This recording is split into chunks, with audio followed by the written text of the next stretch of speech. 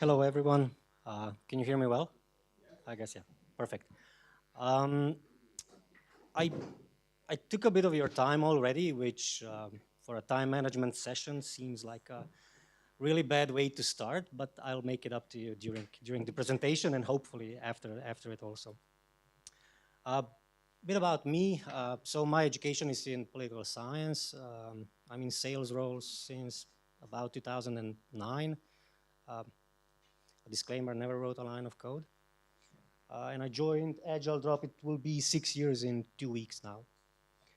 And I guess that it's 23rd Drupal event for me. Um, and also my let's say the first big issue with time management dates back to 2012. Um, I worked for a German multinational company in market research, and I wasn't even aware that we have 2 days per month to work from home back then. And I had a problem with my car one morning. It wouldn't start, so I called in that I have to work from home that day. My input that day was less than zero. Uh, I, I was really better at performing my job while in the office. And when I was at home, I saw, I don't know, this cup is out of place. I need to fix this. And I was just running around the house doing things that I thought that should be should be done. Um,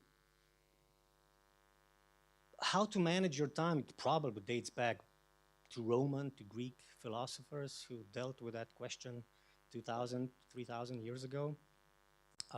But I guess that the first real issue with time emerged with capitalism. Obviously, with the advent of capitalism, uh, us as people, as workforce, we basically have time, and the capitalist was buying that time and paying us money from that.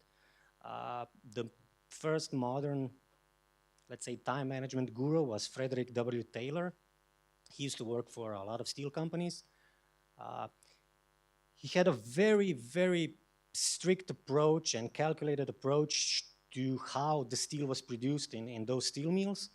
And by observing every employer, by observing every action that those employers took, he managed to upgrade the product from 12.5 tons to 50 tons of steel bars in a day.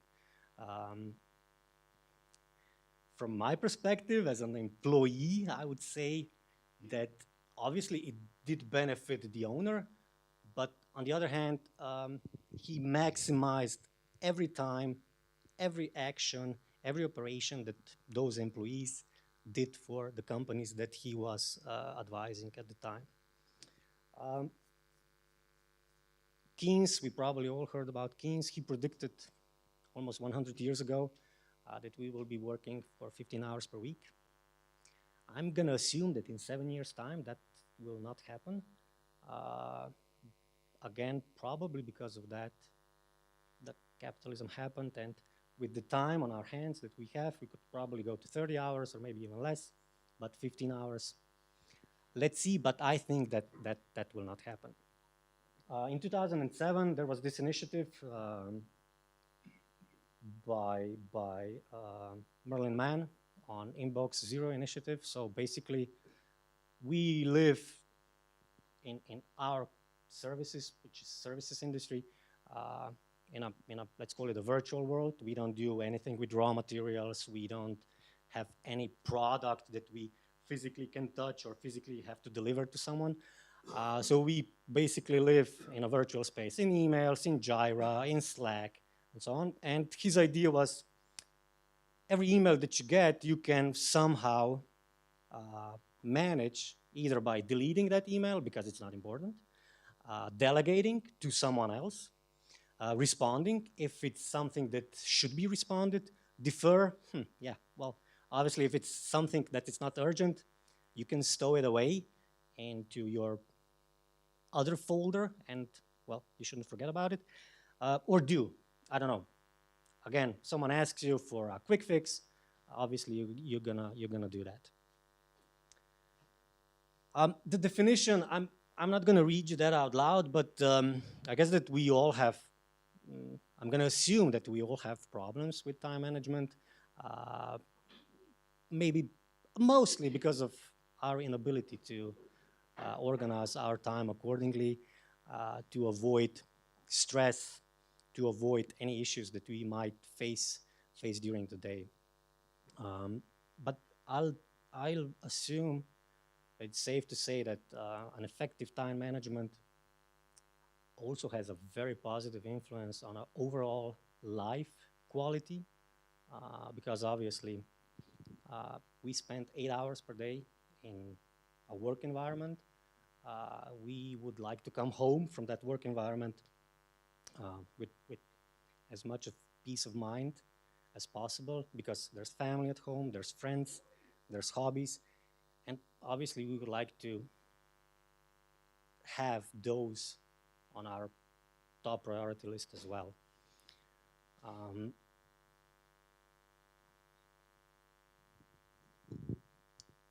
IT services, I mentioned that before. IT services, IT consulting is a bit different than when we discuss, I don't know, let's say some manufacturing issues. We basically, the input that we offer is our time, our expertise, the skill set, the, I don't know, previous experience with similar projects.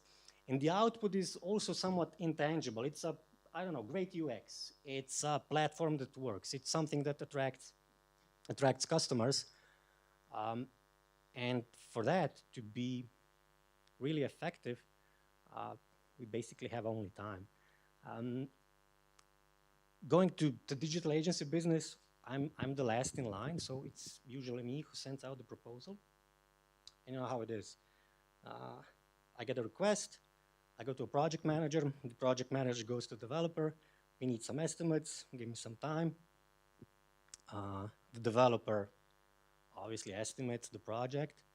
This will take, I don't know, this amount of weeks, this amount of months. The project manager says, well, we probably should put something on it, just in case. And then that pains me to say, the sales guy comes, well, we should take 30% off because the client doesn't have that amount of budget. Well, the sales guy messed it up. And that has a could have a really big snowball effect in the end, because the developer estimate was on spot. The, let's say, 20-30% that the project manager put on top of it was also quite in line. And then the sales guy says, well, that's too much. Let's sell it, and we're gonna worry about it later. We win the project, obviously. And the sales guys, now when will this be finished? And the project manager goes to the developer, when will this be finished? Yeah, but we estimated in, yeah, forget about the estimations. We sold it just for the sake of selling it. And we're back to time. So now the time that we initially spent for doing the estimate is being questioned because something went wrong. And by the sales guy's mistakes, we're having issues within the company and obviously also with the client. And the importance of time management is many folds in all aspects of human life, more so in let's say, a digital agency world, because a lot of things are measured by time. This task is going to take me this amount of hours, this task is going to take me this amount of hours, and usually the agencies bill the clients based on the amount of hours. So it's very important that that time that each individual, that each person has is cherished, is also somehow not questioned by someone else. Let's say an electrician comes to your house and he tells you that something to fix will take him 12 hours. and you question that, that's kind of absurd, because obviously if you can question that you can fix it by yourself. And it's the same case when estimating and putting time into estimating something. When a salesperson questions a developer's estimate, um, just because he can.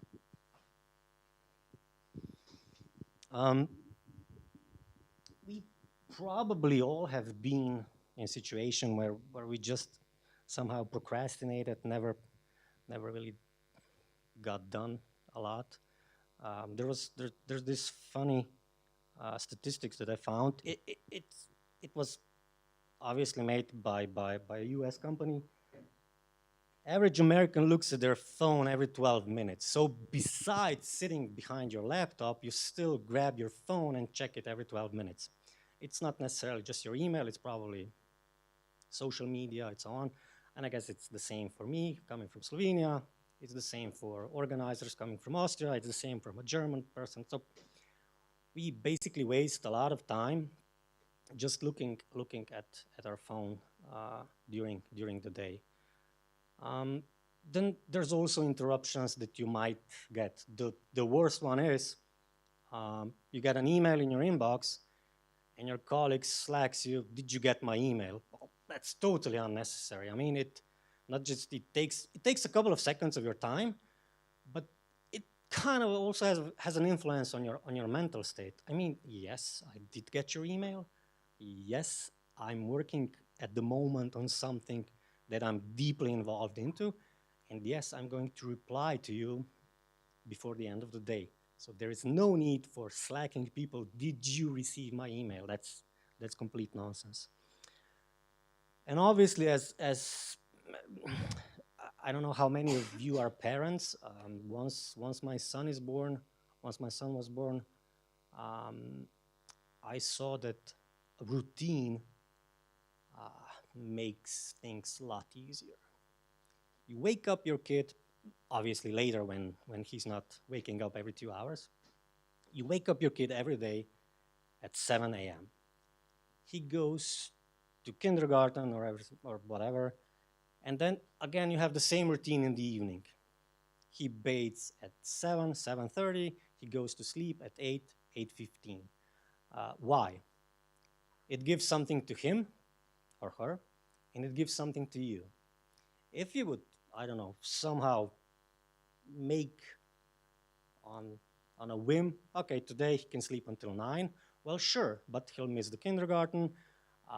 The evening routine will be messed up as well, but I guess that you all know.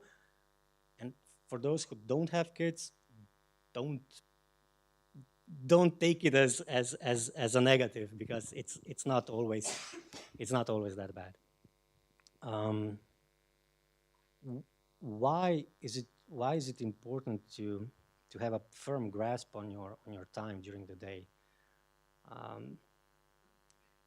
As the productivity that your output, it's ugly put, but it still is. Your output is bigger. I remember that a lot of people say, do the most difficult tasks in the morning, because you come with a clear head and it's easier. I took a different approach. I do the small victories in the morning. So something that maybe somehow lifts you up. I don't know, it may be just a reply to an email from an angry client or something else. Just a small victory that I know I can do it in 5, 10 minutes or something like that. And by the end of hour 1, I have 4 of those. And it kind of lifts me up. Again, there is no single recipe for everyone here. If you need time in the morning to collect yourself, go with the easier task. If you work the best in the morning, obviously go for the hard cases. Then there's less stress, which is very important, obviously. Like it or not, the stress that we accumulate during the day in our office, we bring it home. And then the not guilty parties at home might get some of that frustration that you were building up during the day, might get served to your loved ones at home. Um, Obviously, the advancement opportunities that you get are also enormous. Um, and then the consequences, obviously, um, there's inefficient workflow. If you get easily distracted by something and you need more time to get back into it, that's a minus. The work quality is also, I guess, lower. As I mentioned before, the work quality that I put in back in 2011 with my first company that I worked for that had to work from home back then, my work quality that day was, if I were the owner of that company, I wouldn't even pay myself for that day. I didn't do anything. And obviously, with all this during the day, during the weeks, you get to higher stress levels, which never works good for anyone. Um, Obviously, gurus of time management, of life management, there are numerous. There are numerous out there. Is there a unified solution that works for all of us? Well, no, there isn't. Everyone needs to find what works for them best. As I mentioned, either tackle the hard ones in the morning, or do small victories in the morning, whatever suits you well. And obviously, the time that we manage, we manage also our colleagues in work.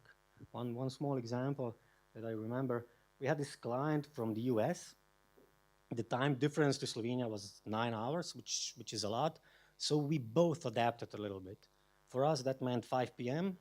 For them, it meant 8 in the morning. We were sitting in a meeting for 45 minutes, and our developer hasn't got any information from that client, none, from its project manager. I don't remember who was the organizer of the event, but an agenda would help, obviously. Because once you schedule the meeting, put in some agenda, we would like to discuss this, so that the other party can prepare. We wasted 45 minutes of time. And what's even more important from my perspective, it was a nice day outside, it was sunny.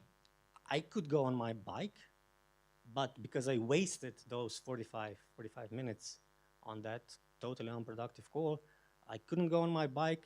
I was kind of bummed about it. I didn't like that situation, and obviously, I was a bit frustrated because of that.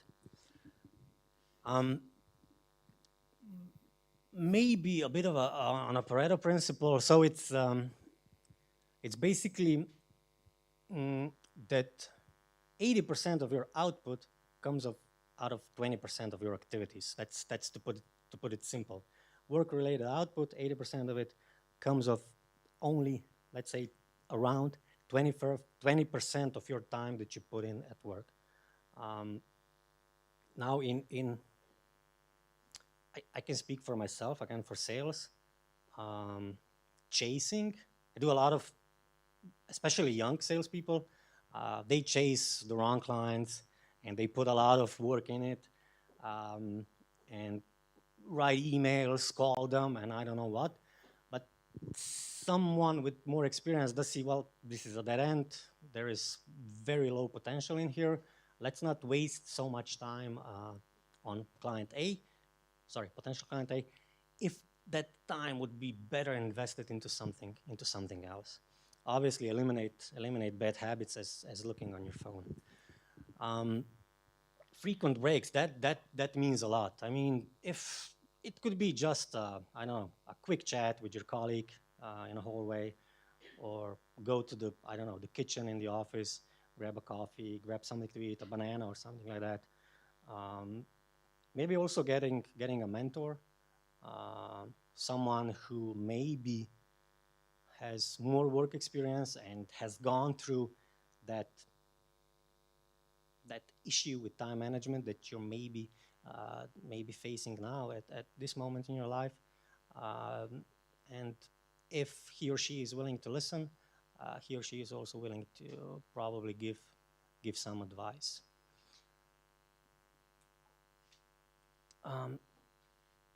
So, yeah, it's basically like learning. You never stop learning, so you never stop managing your time. Uh, Something that works for you today might not work for you in 2 years because you have a kid, you have a dog, you have other responsibilities. So you need to you need to move on the go, basically. Um, and a couple of cases, yeah, I really didn't need to go on a bike that day, but I would like to go. So that was kind of a downside for me of that totally unproductive call. Um, if you're facing, I don't know, higher than usual stress levels at work, something could be off. It's definitely worth looking into. Is there something that I can do differently? Is there something that someone else could do differently to help me better cope with that? And obviously, healthy diet is also something that we should all probably practice because we sit 10 hours per day at minimum, um, maybe someone less, and it does have effect on our lifestyle and also on our stress levels, and obviously also on our health. Um, I probably shouldn't be telling the couple of next lines because my MD is in the office as well. Um, I do remember couple of years ago I spoke to he was a head of development for a Drupal agency in the US, and he was living in Japan. And Japan is obviously known for its notorious glorification of work. And he was telling me about the case that his girlfriend was having at her office. Um, Salespeople were requested to send out a bulk of emails, let's say 200 per day. Um, and there was this person who thought that there probably is a tool for that that can send out a bulk of email. So he used that, he did it, and he basically finished his work in 3 hours. The rest of it was done automatically. Colleague of his decided to do it manually, and obviously that took quite some more time. Um, and in the end, all the glory went to the person who decided to do it manually, because that's just the way it is. It's Japanese culture, and I guess that from my perspective, uh, I I prefer the first way. So if we can somehow declutter or organize a fairly simple thing as sending out, I don't know, newsletters, emails, let's automate that um, and do it like that. Um, and by obviously doing less, again from the sales perspective, um, quite often a lot of companies, uh, most of their revenue comes from the clients um, that they are not investing so much time with them. They've built a relationship at the beginning, and then there's just this steady flow, uh, which obviously again means that with a less effort, you can do more. Um, that's the case with, let's say, upsell with the same customer. Uh, you definitely need a less time than getting out a totally new customer. And in the end, the price could also be bigger than getting out a totally new customer. This is from me. For now, if there are any questions. Yes. Federico.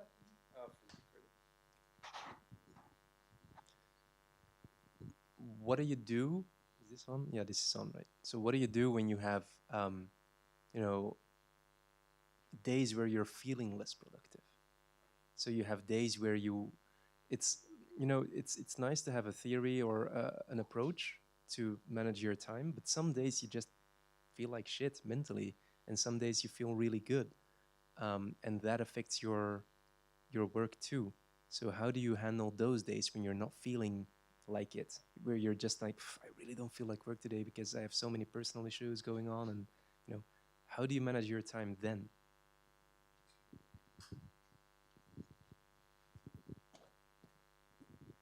You're an engineer, right? A developer. Yeah. Um, I'm gonna give you my input. So there's always this backlog that me as a salesperson has to do as well. I don't know. CRM is out of date. I don't have an inspiration now to uh, go and write a good proposal. I feel shitty. I totally get you. I feel shitty. I cannot do it this today. I go to some, I don't know, meaningless, pointless jobs like filling out the data in CRM.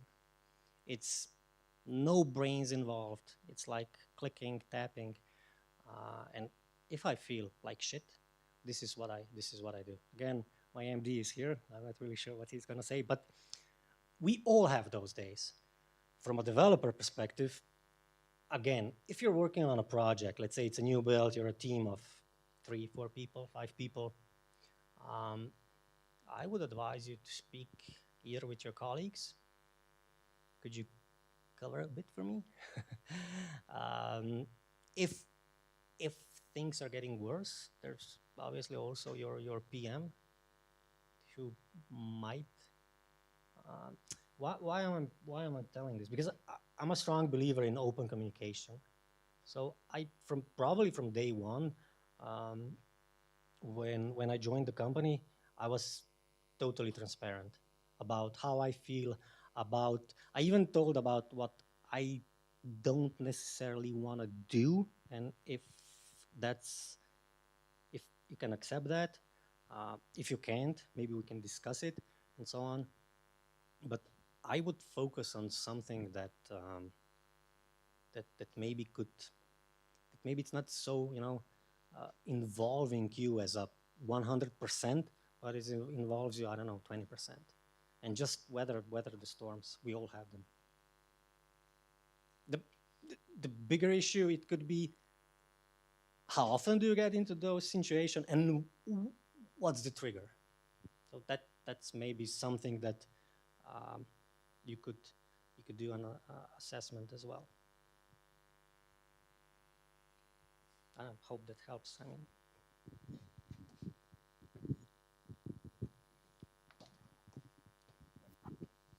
Hello. Thank you for the great presentation. Oh, this is loud. Um, I just want to maybe add one thing. So time management is usually kind of like task management or life management in a sense, because it's you have now, and the rest is something that's coming up or is in the past. So making a structure to kind of like keep things going and keeping the mental backlog is pretty important, as with especially with children, but also for yourself. So there is a method called Getting Things Done, or GTD. So if you haven't heard about it, you should look it up if you're interested in things like this. It's basically, to summarize, it's building up and managing your mental backlog so that it's not in your head, but it's somewhere in a safe system, whether it's on paper or in some digital world, and then kind of like letting your brain do what it does best, which is to think and not to hold up all the mental backlog and all that. It's kind of like not an addition to Inbox Zero, but similar kind of thing and more encompassing. So that's that. Thank you.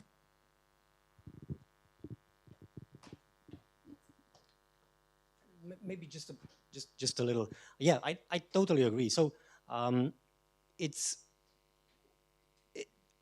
on the one hand, um, I I do get asked by my parents, when would be a good time to call you, and I'm like, I don't know. Let me look at my calendar. how don't you know it when we can call you during the day?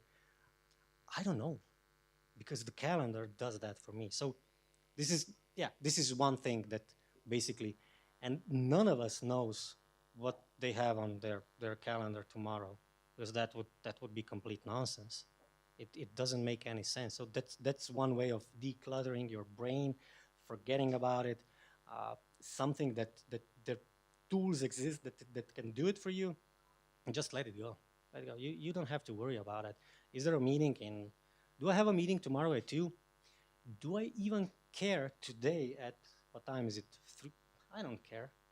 I'll have a notification tomorrow. So that's enough for me.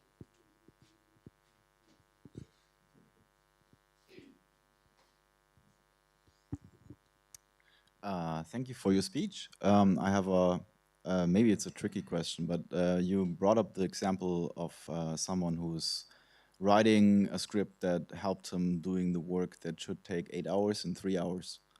The question is, like, what are you doing in the remaining 5 hours of your day? Are you going to use that 5 hours for getting your ideas to, like, taking those 5 hours as a time for yourself to recharge and maybe bring up new ideas, or do you just take the newest next work? What would you do in this case?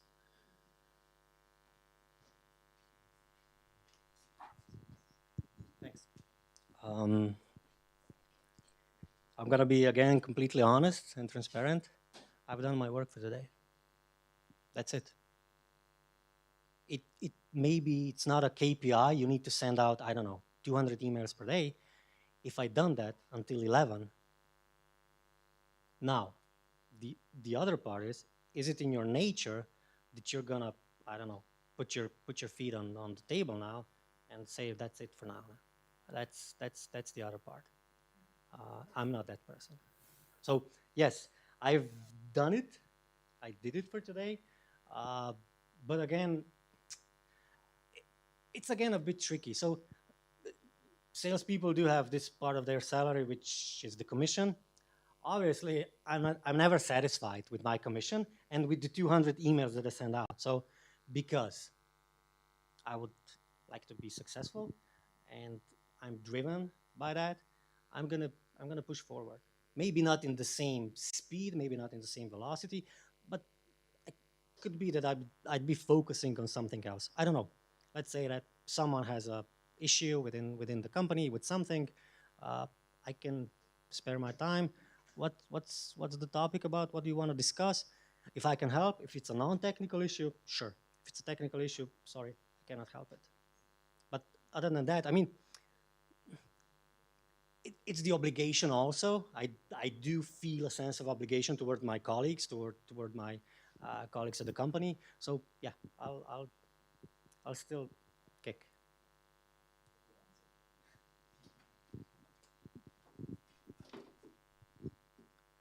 Hi.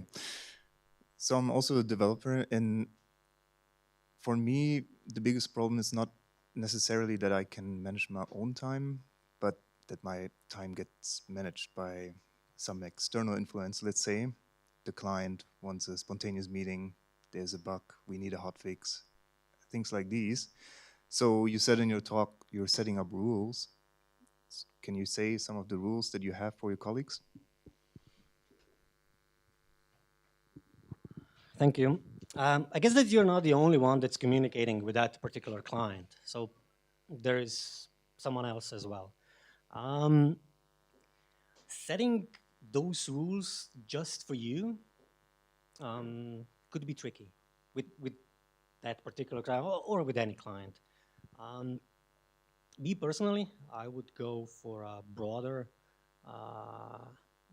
discussion within the company, within, I don't know, with your PM, maybe with another developer that works on that project, to establish a workflow and put that workflow in writing and send that workflow to your client. Okay, so for me personally, I don't share my phone number That's one thing. I this one is on me. We have a very healthy work-life balance at Agile Drop. I steer away from that and do tend to answer. I come in at work at 8 in the morning and I leave at 4. What happens if an email drops 4:30? I reply because otherwise I would forget. It takes me less time in the afternoon than it would do me in the morning. I know from a time perspective management, it doesn't make any sense. But for me, I know that everything that landed in my inbox, I'd say today, I've cleared off the table today. For your case, yes. What I would do, here's a couple of rules, dear client. I usually start my workday at 8:30, which means that I'm off at 16:30. That could be first rule. I usually take my lunch break during the I can imagine, especially junior devs, when they get a ticket or a client email or something, they wanted to go to their lunch break, and they just drop everything and they decide to stay in, which is wrong. I wouldn't advise that to anyone. The client can wait. No one needs an answer in 2 minutes. Yes, they will probably call you if they have your phone number, but there's definitely some ground rules that you would need to set up early. If you have to work, I don't know, if the client asks you, could you work later? I would strongly advise you again to solve that first internally. Can you decide on your own that you can work overtime, basically? You're coming from Germany, Austria? Germany. So I guess that labor law is quite strict, as is in Slovenia. You would want to, obviously, as it's overtime, you would want to get paid for that overtime. But did someone who has the capacity to decide whether you can work that overtime really sign that you can work overtime? So I would set the foot down early in the stage. I hope that helps. I mean, and now my MD.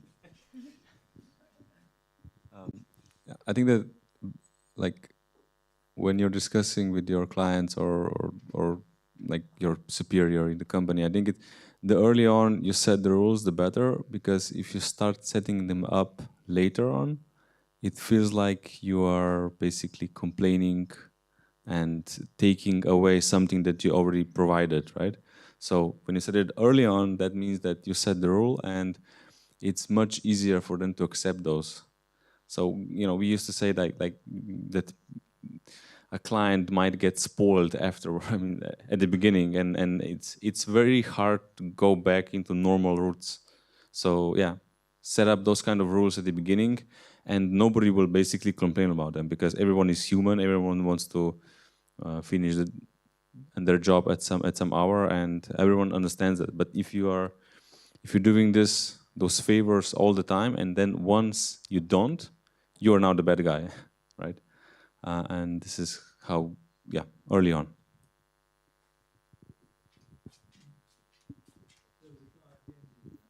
Yeah, I agree with Istok. So you fix a bug at 6 p.m. I don't know, on Tuesday. You fix another bug at, I don't know, 5:30, 2 weeks later. That's the workflow the client sees. Anytime they call up, you're going to fix it. If you do that from day one, from his perspective, that's it. If you don't fix the problem.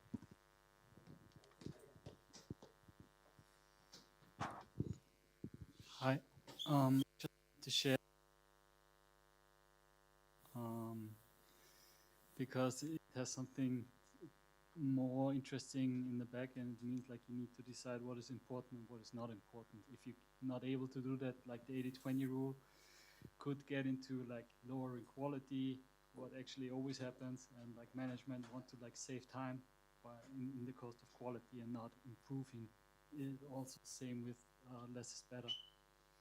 So it's only better if you can can figure out what's important, because otherwise it would be less quality.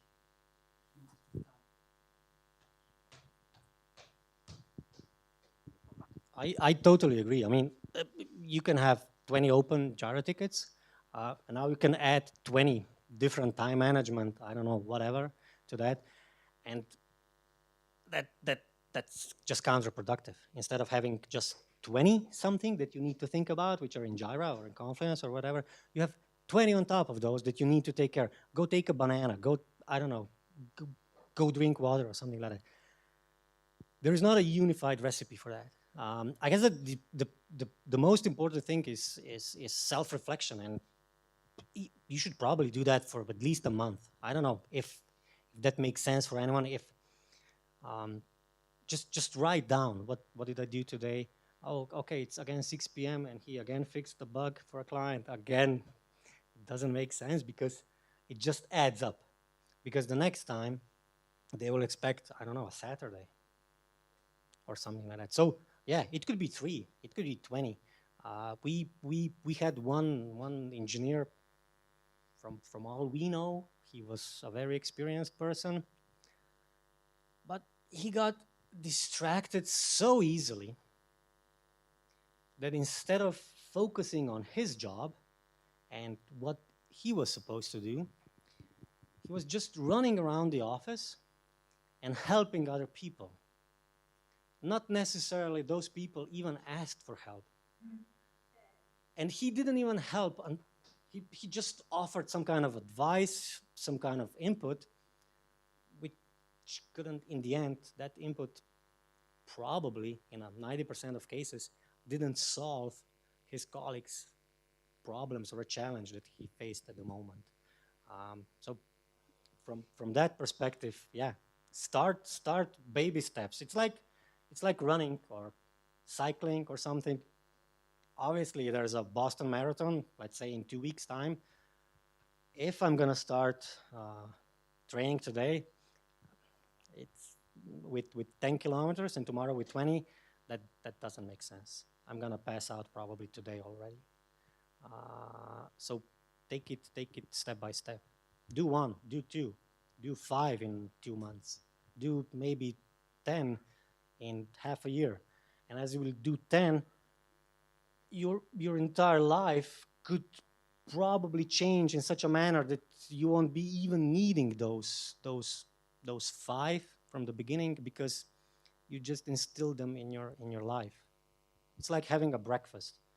Once you get used to having a breakfast every day, you just don't feel well skipping the breakfast.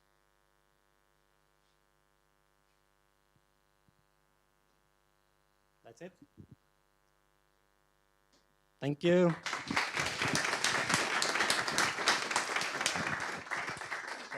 That was really